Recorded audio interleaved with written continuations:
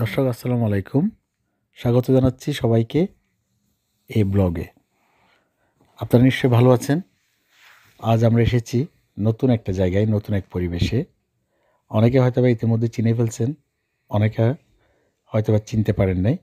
হ্যাঁ, এসেছি পার্কি ব্রিজের, আনোয়ারা পার্কি ব্রিজের পাশেই আরেকটা নতুন ব্রিজে, যেটা পার্কি ব্রিজের পরে বেড়িবাঁধের পাশে করা হয়েছে ফুলকলি ব্রিজ, যেটা ইতিমধ্যে ফেসবুক, ইউটিউব, এমনকি টিকটক গ্রুপে পর্যন্ত ঝড় তুলেছে, ট্রেন্ডিং।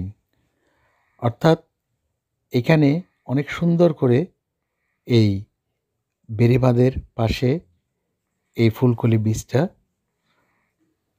তৈরি করা হচ্ছে। আমরা স্থানীয়দের সাথে কথা বলে যতটুক জানলাম, আবুল খায়ের ফাউন্ডেশনের উদ্যোগে তাদের নিজস্ব খরচে এখানে এই ফুলকলি বীজের যে সৌন্দর্য বর্ধন করা হচ্ছে। এখানে দাঁড়িয়ে সমুদ্র দেখতে অন্য ধরনের এক অনুভূতি, নীলাভ জলরাশি, সূর্য এবং সাগরের ঢেউ সব মিলিয়ে অসাধারণ একটা পরিবেশ। এখান থেকে সানসেট দেখার জন্য তৈরি করা হয়েছে বান্দরবনের নীলাচলের মতো বিভিন্ন ধরনের স্থাপনা। আছে মনোরম রেস্টুরেন্ট, সে সাথে বাঁধের উপর বসার মতো এখানে জায়গা করা হয়েছে, যাতে দর্শনার্থীরা এখানে বসে সমুদ্রের সৌন্দর্য উপভোগ করতে পারেন। এখনও পর্যন্ত তেমন পরিচিতি না পেলেও ইতিমধ্যে প্রতিদিন এখানে অনেক লোক ছুটে আসেন। অদূর ভবিষ্যতে এই ফুলকলি বীজটাই হবে পার্কি বিচের মূল আকর্ষণ, অর্থাৎ আনোয়ারা পার্কি অঞ্চলের এই বেড়িবাঁধটাই একসময় পর্যটকদের আকর্ষণের কেন্দ্রবিন্দুতে পরিণত হবে।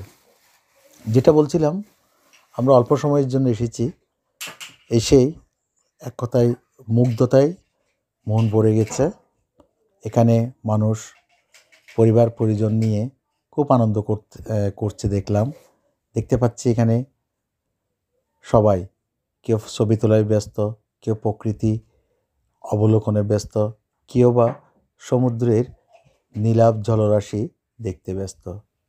যে যার যার মতো করে এই সময়টুকু, অবসর সময়টুকু এখানে কাটাচ্ছে।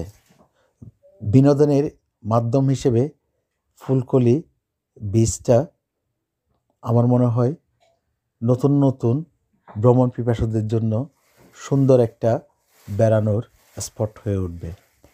আপনারা যারা এই ভিডিওটা দেখছেন অবশ্যই একবার ঘুরে আসবেন, আর আমার ভিডিওটা যদি ভালো লাগে শেয়ার করে বাকিদের সবাইকে দেখার সুযোগ করে দিবেন, এবং নতুন নতুন ভিডিও পেতে আমার এই পেজে লাইক দিয়ে, ফলো দিয়ে পাশে থাকবেন।